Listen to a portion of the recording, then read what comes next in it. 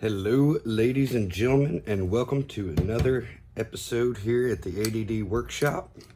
Today, I am going to take apart this Ridgid reciprocating saw. It's the Gen5, and it's also the Octane version. So, we're going to take this thing apart and kind of see what makes it so great.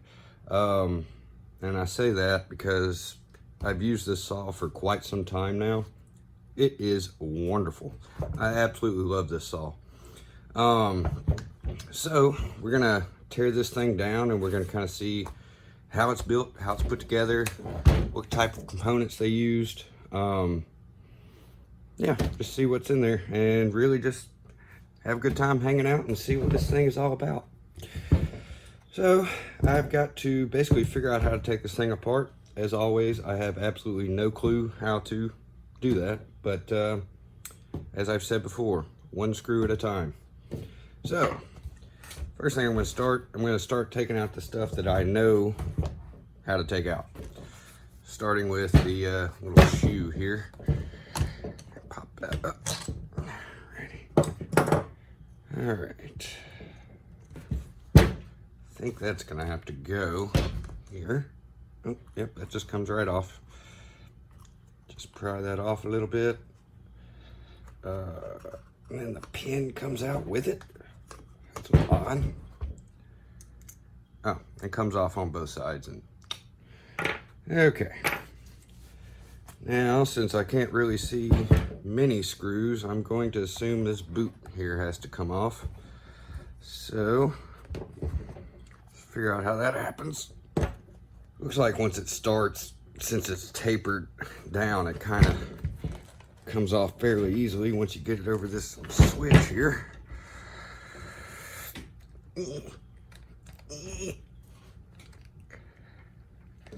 There we go.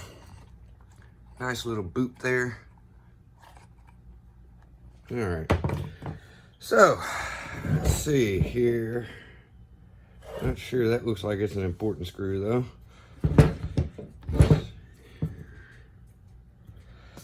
All right, so what'd I say, one screw at a time? So I'm gonna start back here. I'm gonna see if I can get this switch assembly apart. The handle apart. Alrighty. Just got back from a little vacation. Went out to Little Red River in Arkansas.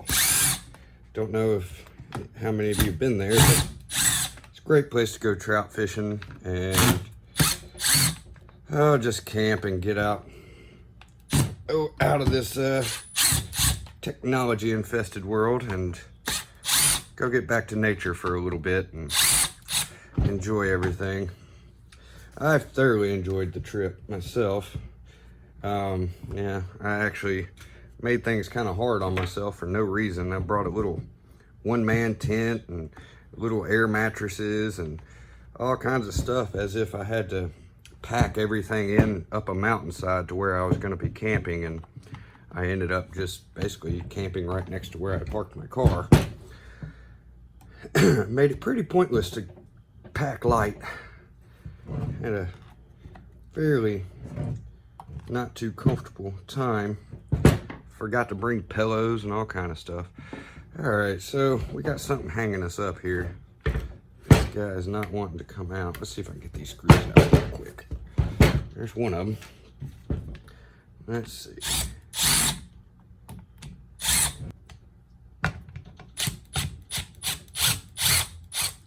Being careful not to strip out the heads of the screws there. They're in there kind of tight. By the way, I don't know how many people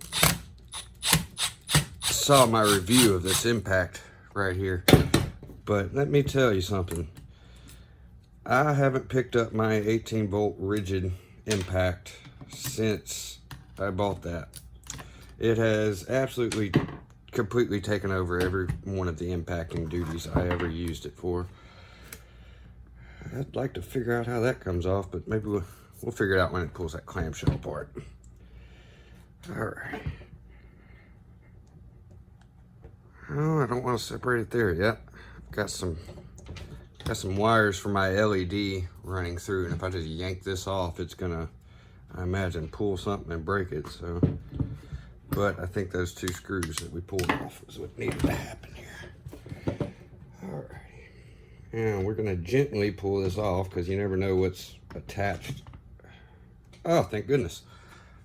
Okay, I'm gonna pop some of these screws back into pop, right in the holes there. Set that over to the side. Now let's see what we got here.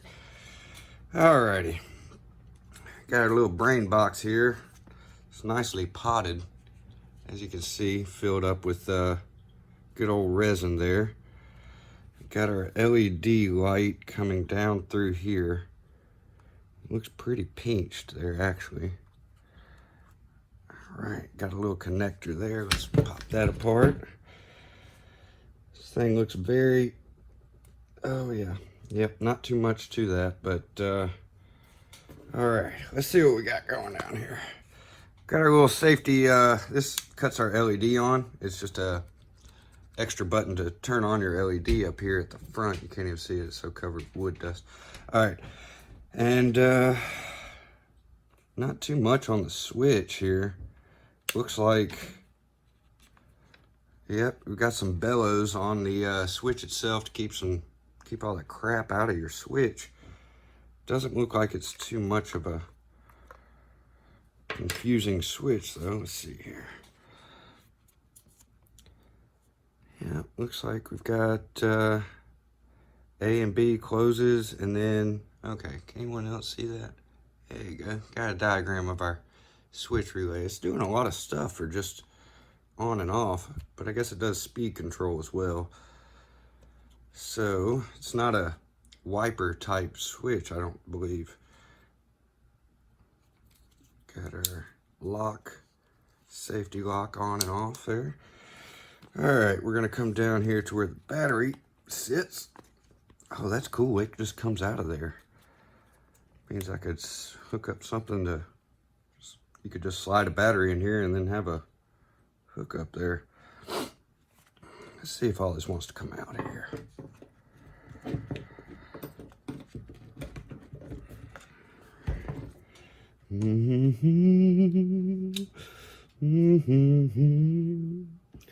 All right, looks like that little board doesn't really want to come out of there. They have it affixed in pretty well.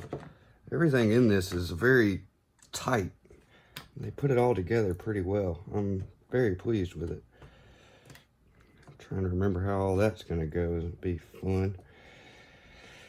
All right, there's the other half of our clamshell. You can see how rigid this thing is. It's, I mean, you can't flex it at all. It's a very sturdy piece of plastic there. Let's see, that's what kind of plastic we're working with. And TPS overmold, PA6 glass fiber, 30%. Let's see, anybody interested in seeing that there? I don't know if you can or not. But yeah, it's glass fiber reinforced plastic with some TPS overmold on it. Give it a nice little grip. And they've, as you can see here, they've affixed the TPS overmold in many places. All these little tabs is where the mold came through, and it's actually kind of what stakes the plastic to the, or the TPS to the PA6. But yeah, a bunch of adherent points, and we've got some, looks like it's what the motor rides on right here. Little rubber. Huh. They use the actual TPS as a gasket to help, I'm guessing, with vibration from the motor as it sits on these little plastic wipers. Imagine we got the same thing on the other side. I don't want to lose all my screws, but yeah, we got the same thing here. Even a little more so up here. It's interesting. It's a smart move though. I mean, they used the TPS that was already going to be coming through as a vibration dampener. That's pretty neat. Alrighty, back to the old actual meat of the potatoes here. Got our battery here. And I'm not 100% sure what this is doing.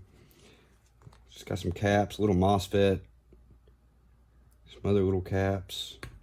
Anybody wants to take a good look at it there. I'm not sure exactly what that does, but that's quite all right. Let's see what we got on the back here. Made by TTI, which makes sense. Looks like we're getting some either heat or corrosion on here. It's interesting, considering this is what, yeah, I'm not sure what that does. Yep, June 19th, 2017, this little board was made. And then we're going from there into our brain box here. This is what's actually doing everything. We got a nice, really nice heat sink on the MOSFETs. You can see we got 3 different MOSFETs there. It's going to be a 3-phase AC, I believe, is what these motors run off of. And then we've got Ridgid's little motor here. I forget what type of motor it is, but it is their newer motor that they hold everything, basically run everything with. And through here, they'll gear it down to whatever basically strength and speed that they want. All right, got our little board back here for running the motor. Of course, there's no brushes in this. Now they have kept the water and everything from getting in there pretty well. I'm actually pretty happy with how well that they put this together and made it waterproof pretty much. But yeah, it's pretty nice there. It'd be nice to see what kind of components they use down in there, but not gonna tear into that. Okay, let's tear on down a little bit deeper. I'm curious to see what this switch and how that switches it from oscillate to not oscillating. It's kind of a curious thing. Ridgid was actually the, I want to say, the first manufacturer to put oscillating orbital on a battery reciprocating saw. So that's pretty cool. And then of course they tested it out, TTI, and once they worked out all the kinks of how they were gonna do it, then they employed it on the Milwaukee Sawzall. That's my theory behind all of this, that TTI uses Ridgid as a platform to test things and to try things out without messing with their flagship brand, Milwaukee. They don't want to have any problems with that, so they try new features on the Ridgid ones first that they give you a lifetime warranty on. So if anything up in their design, they can, you know, just repair it. You'll send it in. They can see what it is that broke and why it broke and apply all of that knowledge to their Milwaukee division. That's my theory anyway, as to why Ridgid seems to get some features before the Milwaukee. Alrighty. Just for instance, let's say the Ridgid hydraulic impact driver. They had that Stealth was out for, I would say, 2, maybe 3 years before Milwaukee came out with their reciprocating, their hydraulic impact, and that was the Surge. And that was, I believe, in a big part due to Ridgid. They had basically figured out what they needed to do, how they needed to do it. All right, got a couple more little screws hiding here. This right here, oh, that comes right out. Not sure why that's there. Not really sure on that, except maybe to, oh, it's to guard your fan. That makes sense. And I'm gonna see if I can get this thing apart in some kind of fashion. Man, they got that wire running into the casing. That wire ain't getting screwed up. Considering that really changes something serious inside of there, I'm assuming that doesn't pop out yet. All right, people, we might be stuck here.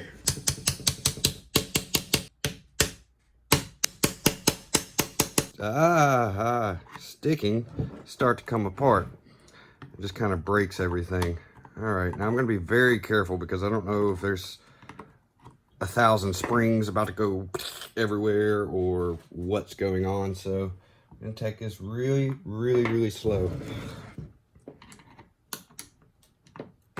Luckily, if you guys do this at home, you'll have a little bit of an idea of where all this is gonna go. All right, yeah, we got all our grease in here. Got our, yep, that was where our pivot point. It's where it's taking all of the load. I wonder why it's offset like that. So this orbital slides. Ooh. You saw it, didn't you, people? All right, so orbital looks like it sits in this little sleeve here. And this little pin indexes on it. And it looks like it either, I think it slides it forward or backwards. Yep. So that would be, let's see, engaged. Oh, well, I don't have my thing on there. That would be off. So if this thing is back, my orbital is off. So when it slides forward, don't know what that changes right off the bat from looking at this, but you can see how they routed the LED wire through this. They really made sure that thing wasn't going to get screwed up. All right, so looks like we've got a counterweight. All right, this is all going to come out kind of quickly, I have a feeling.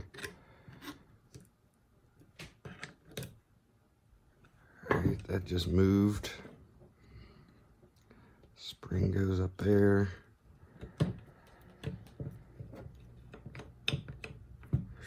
Man, they did a good job on this. You can really tell the quality of just everything that's in here. It's solid metal, everything. All this is, it's powdered metal. I can tell that much.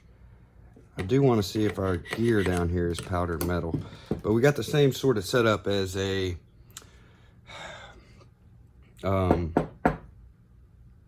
ankle grinder. It's got a little I can't remember this design, what it's called. Okay, we got this sitting on a hinge in there. All right. I don't know how well y'all can see all this. Okay, so there's definitely nothing else that needs to come out on this side. All right.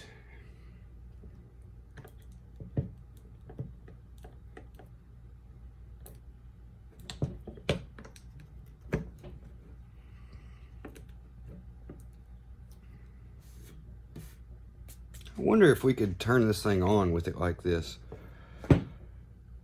That may be a huge mistake, but I'm going to give it a shot here. Let's just see what happens. It might be a little bit interesting, but I want to see where this goes, and if, because I can't get this to turn by hand, we're going to go real slow.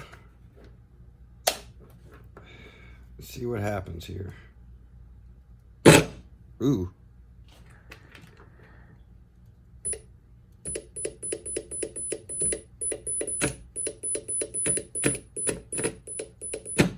Yeah, it's wanting to jump, my teeth are, but I'm getting a good look at this whole gear assembly here. So we got a pin that holds all that together. See, the shaft comes down to here. A pin goes directly through this right here. And this is what's actually carrying the this back and forth. Now, like I said, I don't know why they put this counterweight on here. Doesn't make much sense to me, but hey, a lot of things don't make sense to me in this world. All right, let's take our battery back out before I fudge something up and break this thing for good. All right, so you can see our, I don't know if you can or not, we got our main piston, our main drive rod right here, and that goes directly down to our shaft here. We got a pin that goes through, and this thing will just go back and forth, pushing this in and out the entire time. Got a really nice bearing up here at the front and a pretty good wiper right here on the thing to keep it from pulling stuff back up in here through the shaft. But once again, the only thing I can think is that this has something to do with the orbital, to where it is actually a weight that makes it move back and forth instead of a mechanical driving force to make it do an oscillation. It'll have basically just a vibration where it offsets it and it makes it want to, you know, go in and out. That way, if you're flat up against something and it can't push down to be in its orbital mode, it won't break anything. It would be more like, you know how a shake weight, it goes and goes. It goes and yeah, there's no impact on either way. It's just a That's pretty much what will happen here. Is this thing will go around and whoop, whoop, whoop, whoop, and it will try to force it by weight to make it do its orbital thing. But if it can't, you won't break anything, which is an excellent design. I always wondered, like, if you tried to do the orbital on metal, you're not going to be able to get that extra cut when you're going around because it's metal. You're not going to push your way through metal. So I always had it turned off, thinking I could damage, you know, my orbital action by trying to force it to go through metal. And it turns out, no, it really wouldn't. Not the way that they have this set up to be orbital. It would just probably vibrate the heck out of your hand, and it may help actually to get a little extra feed pressure on the end stroke or the slice. So that's a real interesting thing. But as you can see, all of this, it is a powdered metal gear in here, and powdered metal counterweight. They packed it really nice and full of grease. I do appreciate that. And it doesn't look like there's been too much ingress of anything foreign. There's no wood particles or anything like that going on in here, which is excellent, really, considering I've used this thing for about 2 years now. It's a really good saw. Got your little plastic fan here to keep your motor cool. And I don't know if you can really, it's hard to translate to everyone how powerful this thing is, and that they're getting that much power out of a motor this size. It's just, it's incredible. But so we got to see how the orbital works. It basically just slides this doohickey back and forth here, and what that's going to do is allow this counterweight to hit this, not hit it, to engage or not to engage. Exactly how that works, I'm not 100% sure, but I can tell it's a counterweighted oscillation, so it's not a mechanical oscillation that forces it in to oscillate. So, all right, well, this is it, everyone. This is what your Ridgid reciprocating saw, the Octane version, the Gen 5, looks like. And from what I can see here, you're probably going to have, see, that's not getting sharp at all either, which means they have this very well matched up with this gear. That would probably be your point of failure, if not the electronical BS. But even so, it looks like they have lined that up so well. Yeah, you can see how deep into the grooves they actually go with that gear, which is just excellent. It means they didn't just put this thing together and, you know, all right, good enough, send it out the door. They actually made that fit 100% perfect before they sent it out, which is a great thing for me to see. All right, I'm gonna try pushing this motor back in all the way. There we go, a little whop on the back.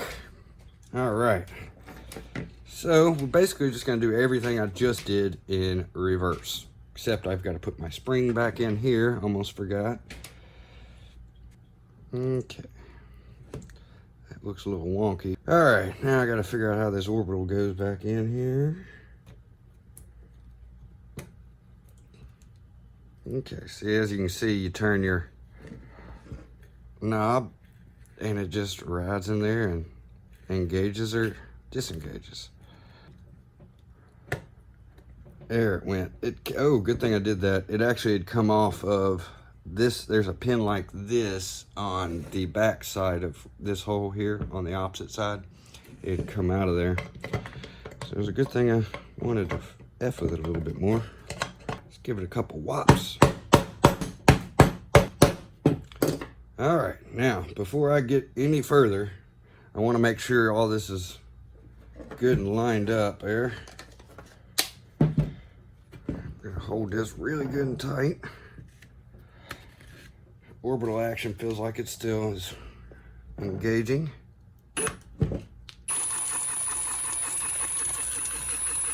And there we go. There we go. Now, pop this back out. All right.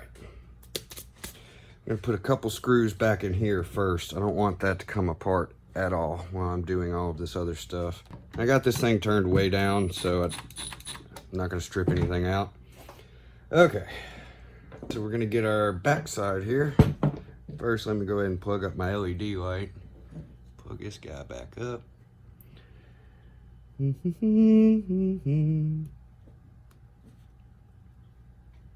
Okay. Now we're gonna set this thing down in here. Let's go around. A safety switch. All right. Little bitty LED wires, man.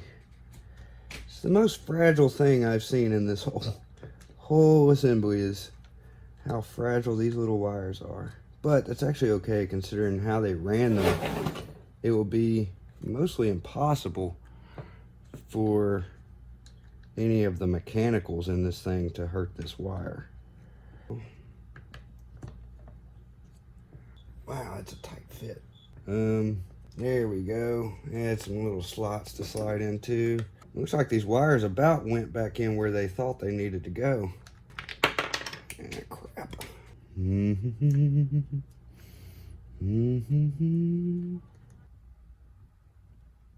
didn't pinch anything. All right, so now I forgot to put this back on.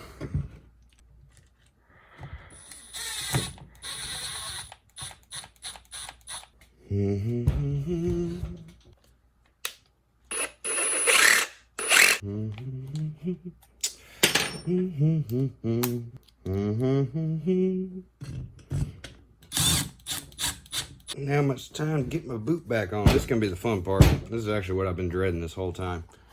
Figuring out how this is gonna go back on easily.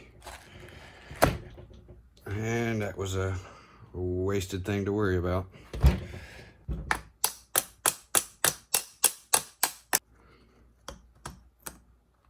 Let's fit my shoe back in.